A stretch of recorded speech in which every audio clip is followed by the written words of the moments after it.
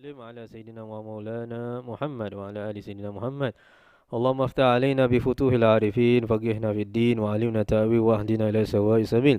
اللهم ارزقنا يا ربي فهم النبيين وحفظ المرسلين والهام الملائكة المقربين في عافية يا أرحم الراحمين. اللهم زدنا علما نافعا وعملا صالحا قلبا خاشعا ورزقا حلالا طيبا واسعا يا أرحم الراحمين. اللهم أغننا بالعلم وزينا بالحلم وأكرمنا بالتقوى جملنا بالعافية يا أرحم الراحمين. صلى الله على محمد وآله وصحبه وسلم والحمد لله رب العالمين. الحمد لله. الحمد لله الذي هدانا لهذا وما كنا لنهتدي لولا أن هدانا الله. اللهم صل وسلم على سيدنا محمد مفتاح باب رحمة الله عدد ما في علم الله، صلاة وسلاما دائمين بدوام ملك الله وعلى آله وصحبه عدد كل ذرة ألف مرة. Alhamdulillah, segala puji syukur kita panjatkan kehadrat Allah Subhanahu wa taala yang telah memanjangkan usia kita untuk kita dapat menghidupkan malam-malam Ramadan dalam keadaan penuh iman dan penuh yakin kepada Allah Subhanahu wa taala. Yang mana Allah Subhanahu wa taala berfirman di dalam Al-Quran, A'udzubillahi minasyaitonir rajim. Wa ma khalaqtul jinna wal insa illa liya'budun, dan tidaklah aku menciptakan jin dan manusia melainkan untuk beribadah kepadaku. Melainkan untuk beribadah kepadaku maknanya untuk mengenal Allah Subhanahu wa taala. Mengenal kebesaran dan keagungannya Allah Subhanahu wa taala. Seorang hamba akan dapat mengenal Tuhannya apabila dia mengenal dirinya dulu. Maka disebutkan man arafa nafsa faqad arafa rabbah. Siapa yang mengenal dirinya, maka dia akan mengenal Tuhannya. Telah berkata Tuan Syekh Abdul Qadir Al-Jilani qaddasallahu sirra, untuk mengenal diri sendiri, yang pertama, janganlah kita mengambil tahu mengenai diri orang lain. Ambillah tahu mengenai diri kita sendiri. Apabila kita telah mengambil tahu mengenai diri kita sendiri, kekurangan kita, maka mulalah kita dapat merasakan keinsafan, kerendahan diri, dan kita terus-menerus melakukan taat kepada Allah dan menjauhi larangan Allah dengan mengikuti Al-Quran dan Sunnah Nabi sallallahu alaihi wasallam. Barulah sedikit demi sedikit kita akan dapat mengenal Allah Subhanahu wa taala, mengenal Tuhan kita, mengetahui apa tujuan kehidupan kita di atas muka bumi ini, mengetahui bahawasanya dunia ini adalah tempat sementara. Akhiratlah jua tempat penantian orang-orang mukmin, di tempat yang mana Allah Subhanahu wa taala akan membalas segala kebaikan, pahala yang telah kita lakukan di atas muka bumi ini. Moga-moga Allah golongkan kita dalam golongan ahli syurga insya-Allah. Allah golongkan kita dalam golongan orang-orang yang beriman, hidup dalam keadaan iman dan mati dalam keadaan iman. Pada bulan Ramadan ini juga kita sedang berusaha, iaitu untuk mengenal diri kita, kekurangan diri kita, supaya kita dapat memperbetulkannya, dan dengan memperbetulkannya barulah kita dapat dekat dengan Allah. Seperti mana seorang student, murid, apabila mereka pergi ke sekolah, guru akan memberikan worksheet atau homework untuk dilakukan. Maka apabila mereka lakukan kesalahan, akan dibetulkan oleh gurunya, dan daripada itu barulah murid itu akan mengetahui akan kesalahannya dan mereka tidak akan mengulangi lagi kesalahan itu. Maka antara cara-cara untuk kita mengetahui akan kecelaan, kekurangan diri kita, supaya kita dapat lebih mengenali diri kita dan dapat lebih dekat dengan diri kita kepada Allah Subhanahu wa taala, iaitu sabda Rasulullah sallallahu alaihi wasallam, "Idza aradallahu bi'abdin khairan bassarahu bi'uyubi nafsih." Apabila Allah Subhanahu wa taala, idza aradallah, apabila Allah Subhanahu wa taala menginginkan bi'abdin, kepada hambanya, khairan, kebaikan, bassarahu bi'uyubi nafsih, maka dia akan memperlihatkan kepadanya, Allah akan memperlihatkan kepada hamba itu aib-aib dia sendiri, kekurangan dia, kecelaan dia. Jikalau kita duduk bertafakur dan kita fikirkan akan kekurangan kita, contohnya dari segi beribadah kepada Allah Subhanahu wa taala, kekurangan kita dalam melakukan taat, solat kita adakah telah khusyuk ataupun belum, cara wuduk kita, adakah kita telah memelihara anggota tubuh kita daripada segala macam maksiat ataupun tidak, dan sebagainya. Maka dengan cara itu, apabila kita melihat itu, kita tahu akan kekurangan-kekurangan kita itu, maka itu adalah tanda keinginan Allah untuk memperbaiki diri kita. Telah berkata Al-Imam Al-Ghazali rahimahullah ta'ala, antara cara mengenali aib-aib kita yang paling efektif, yang paling baik, ada beberapa macam. Cara yang paling utama adalah duduk di hadapan seorang syekh. Seorang syekh murabbi, seorang guru, pendidik jiwa kita. Bersama dengan mereka, belajar bersama dengan mereka, dan melakukan segala sesuatu yang dia perintahkan kepada kita. Seperti mana para sahabat radhiyallahu an melakukannya bersama Rasulullah sallallahu alaihi wasallam. Kerana Nabi sallallahu alaihi wasallam adalah sebesar-besarnya guru murabbi, pendidik jiwanya para sahabat radhiyallahu taala anhum, dan kita ini adalah umat-umat yang datang selepas itu mendapatkan percikan daripada keberkahan mereka sekalian. Maka kadang-kala apabila kita duduk bersama dengan guru-guru murabbi ini, syekh masyaikh yang telah menyucikan jiwa mereka, yang mereka telah dekat dengan Allah Subhanahu wa taala, maka saat itu kadang-kala aib itu nampak di mata kita sendiri, akan kekurangan kita. Kerana apabila kita duduk bersama mereka, mereka menjaga adab mereka yang tinggi. Kemudian kita lihat diri kita, adab kita kurang. Maka daripada situ kita dapat tahu akan aib kita.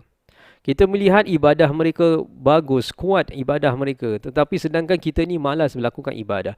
Maka daripada situ kita melihat akan kekurangan diri kita sendiri. Kita melihat mereka menjaga mata mereka, lidah mereka daripada maksiat, tetapi sedangkan kita tidak dapat menjaganya. Maka daripada situ apabila kita bergaul bersama mereka, duduk bersama mereka, kita dapat mengetahui akan aib kita sendiri. Itu caranya. Maka caranya untuk kita mengenal kekurangan kita, ataupun guru itu sendiri yang akan memperbetulkan, mengkoreksikan kekurangan muridnya itu. Dengan syarat muridnya itu apabila datang kepada gurunya untuk belajar, mereka kena bersungguh-sungguh dan ikhlas di dalam menuntut ilmu.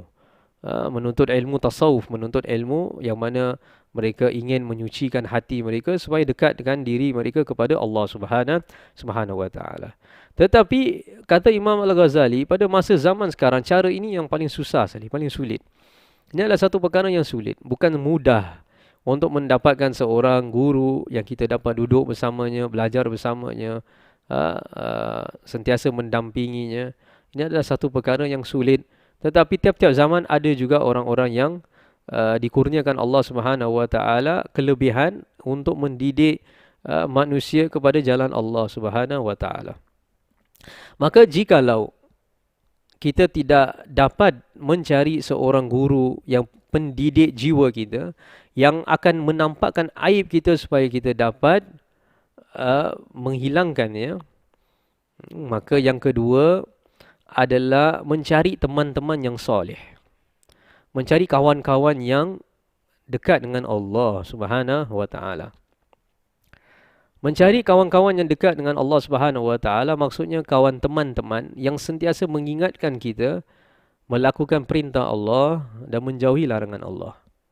Teman yang apabila melihat kita tidak sekuat seperti dahulu di dalam melakukan ibadah, mereka ada di situ untuk menegur kita. Mereka ada di situ untuk membawa kita balik ke jalan Allah Subhanahu wa taala. Itu teman yang saleh. Apabila kita melakukan kemaksiatan, mereka yang menegur kita supaya kita sadar, bangun, insaf dan kembali kepada Allah Subhanahu wa taala. Maka itu adalah teman-teman yang baik. Teman-teman yang soleh adalah teman yang menegur kita apabila kita melakukan kesalahan. Bukan seperti zaman hari ini. Kawan kita buat salah pun kita membetulkan kesalahan mereka. Itu adalah salah. Itu adalah tidak benar cara begitu. Cara yang benar adalah apabila kamu sayang seseorang, kamu ingin keselamatan untuk dia di dunia dan di akhirat, maka kamu akan memperbetulkan dia. Kamu akan selamatkan dia. Seperti mana jikalau, contohnya, kita berikan contoh. Jikalau seseorang di dalam bajunya atau di belakangnya ada ular ataupun ada kalajengking, scorpion yang akan menggigit teman dia, satu bahaya, maka adakah dia akan berdiam diri ataupun adakah dia akan memberitahu teman dia bahawasanya ada bahaya di belakangnya, ada ular dan kalajengking di belakangnya? Maka sudah tentu dia akan memberitahunya supaya dia dapat lari keluar dari tempat itu, menyelamatkan daripada gigitan binatang-binatang ini. Begitu juga teman yang soleh, apabila dia melihat kekurangan kawannya, maka dia akan tegur supaya dapat menyelamatkan daripada bisanya, racunnya kemaksiatan kepada Allah Subhanahu wa taala. Sayyidina Umar bin Khattab radhiyallahu an, beliau pernah berkata kepada Sayyidina Salman Al-Farisi, "Wahai Salman, apabila engkau melihat kepadaku, apakah perkara yang kau melihat di dalam diriku yang mana engkau terdapat kekurangan pada diriku?" Maka awal-awal Salman Al-Farisi radhiyallahu an enggan, tidak mau memberitahu kepada Sayyidina Umar bin Khattab. Malu kerana Sayyidina Umar bin Khattab Amirul Mukminin, seseorang yang kedudukannya tinggi di sisi Allah, yang dekat dengan Nabi Muhammad sallallahu alaihi wasallam. Tetapi Sayyidina Umar iaitu ingin mengetahui apa kekurangan yang kau lihat pada diriku. Maka berkata Salman, "Wahai Umar, aku melihat engkau apabila makan, engkau mengambil 2 lauk. Maka aku rasa apabila engkau makan, 1 lauk sudah mencukupi untuk membuat engkau kenyang. Kenapa engkau nak kena ambil 2 lauk?" Allah. Kalau kita jangan cakap 2 lauk, 3 lauk, 4 lauk. Bermacam-macam lauk pauk. Lagi-lagi buka puasa dan sebagainya. Untuk Sayyidina Umar bin Khattab dan Salman Al-Farisi, bagi mereka 1 lauk dah cukup. Lagi lauk yang lain, makanan yang lain diberikan kepada fakir miskin. Mereka lebih berhak untuk dapat makanan. Masya Allah. Tingginya kedudukan mereka di sisi Allah Subhanahu wa taala. Kekurangan yang ada di dalam diri mereka itu bukan kemaksiatan pun, tetapi kekurangan seperti perkara-perkara ini.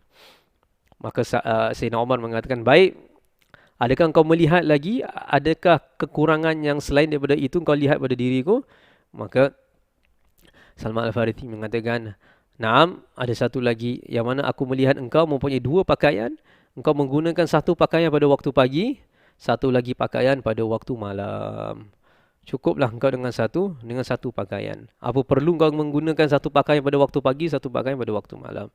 Maka berkata Sayyidina Umar, Sayyidina Umar radhiyallahu an berterima kasih dengan tegurannya Sayyidina Salman Al-Farisi mengenai kekurangan-kekurangan dia. Nah, begitu caranya. Jikalau kita tak dapat mendapat guru syekh yang dapat membimbing kita, membukakan aib kita, kekurangan kita supaya kita dapat betulkan diri kita, maka carilah teman yang soleh. Yang ketiga, sebelum itu ada lagi satu kisah mengenai Sayyidina Umar bin Khattab juga, yang mana Sayyidina Umar bin Khattab bertemu dengan Sayyidina Hudzaifah. Sayyidina Hudzaifah adalah sahabat Rasulullah sallallahu alaihi wasallam yang memegang rahsia Nabi sallallahu alaihi wasallam, yang mana beliau mengetahui nama-nama orang-orang munafik. Yang mana Nabi sallallahu alaihi wasallam memberikan nama-nama tersebut kepada Sayyidina Hudzaifah radhiyallahu an. Maka Sayyidina Umar bertanya kepada Sayyidina Hudzaifah radhiyallahu an, "Apakah kamu melihat di dalam diriku?" Sayyidina Umar tanya, "Apakah kamu melihat pada dalam diriku tanda-tanda kemunafikan?" La ilaha illallah. Sudah tentu tidak ada dalam dirinya Sayyidina Umar bin Khattab. Tetapi kerana dia melihat akan kekurangan diri dia, tawaduknya Sayyidina Umar bin Khattab, dia takut ada juga ciri-ciri kemunafikan di dalam diri dia. Maka untuk kita pun tidak tahu adakah kita mempunyai ciri-ciri kemunafikan. Apa lagi yang lebih dahsyat lagi jika kita menuduh orang lain orang tu munafik. Na'udzubillah min zalik.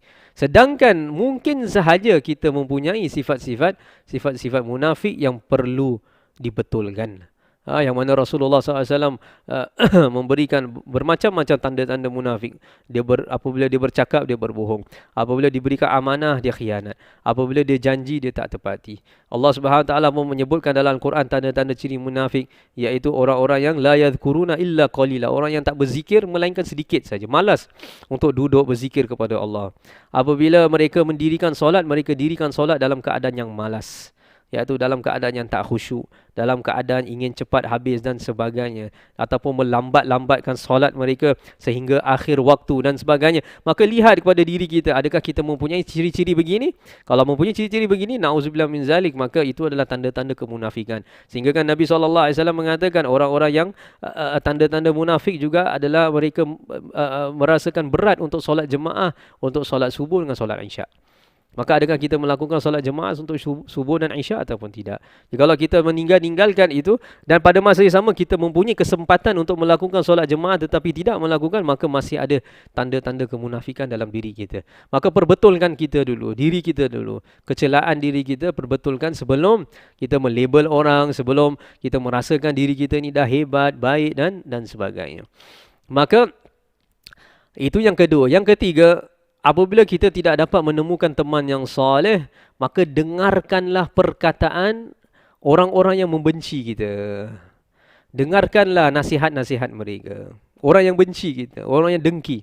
Jangan abaikan seseorang pendengki yang mencari aib-aib dari kaum mukmin. Sebaliknya, ambillah manfaat daripada perkara itu. Kerana orang yang dengki dengan kita, orang yang tak suka kita, apa yang dia lakukan? Dia mencari aib. Dia mencari kekurangan. Jadi daripada kita membalas iaitu kebenciannya dengan kebencian yang lebih lagi kepada orang itu, ambil manfaat. Mungkin apa yang dia katakan itu adalah benar. Mungkin dia mencari aib kita, dia beritahu kepada kita akan kekurangan kita, maka itulah caranya untuk kita berbetulkan diri kita.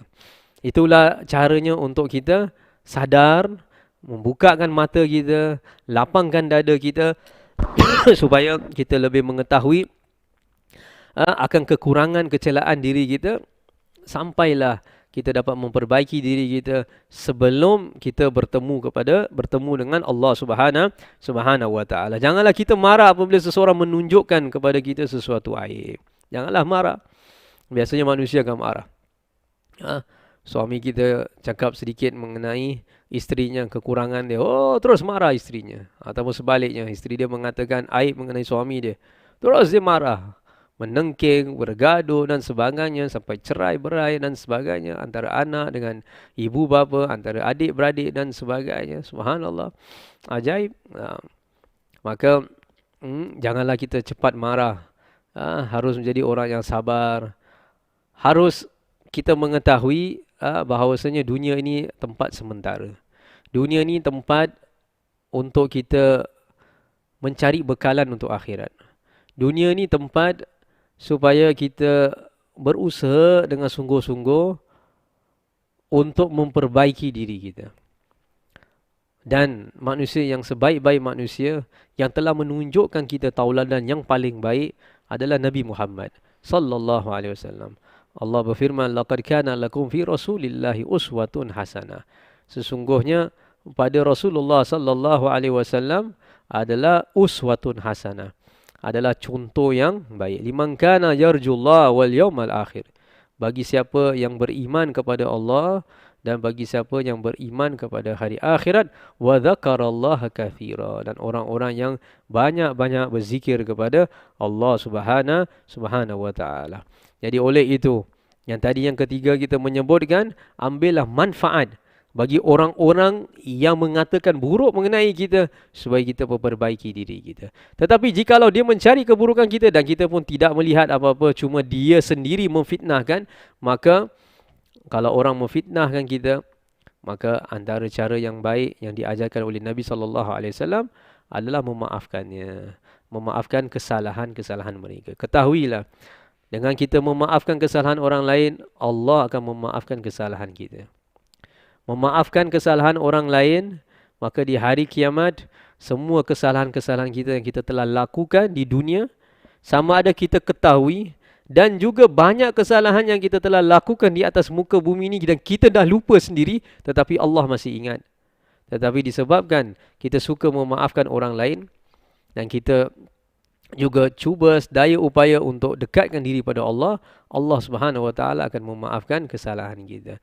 Mudah-mudahan insya-Allah pada malam 11 Ramadan ini kita telah berlalu sepertiga bulan Ramadan, dan 11 Ramadan ini mulalah iaitu maghfirahnya Allah, pengampunannya Allah Subhanahu wa taala. Moga-moga Allah Subhanahu wa taala memberikan kepada kita pengampunan dan merahmati kita, ahli keluarga kita, dan juga mengampunkan dosa umat Sayyidina Muhammad sallallahu alaihi wa alihi wasallam.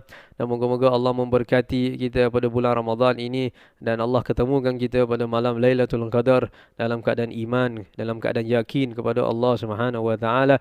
Moga-moga Allah jadikan kita insan yang ikhlas, insan yang istiqamah, insan yang berbudi pekerti yang baik. Moga-moga Allah membersihkan hati kita, jiwa kita daripada segala kekurangan, meletakkan dalam hati kita segala sifat yang baik. Moga-moga kita menjadi tauladan yang baik bagi orang-orang yang lain, supaya mereka mendapatkan hidayah untuk memasuki Islam, supaya mereka dapat mengenal Allah, dapat mengenal Nabi Muhammad sallallahu alaihi wa alihi wasallam. Rabbana atina fid dunya hasanah wa fil akhirati hasanah wa qina adzabannar. Wa sallallahu ala sayyidina Muhammad wa alihi wasallam. Walhamdulillahi rabbil alamin. Assalamualaikum warahmatullahi wabarakatuh.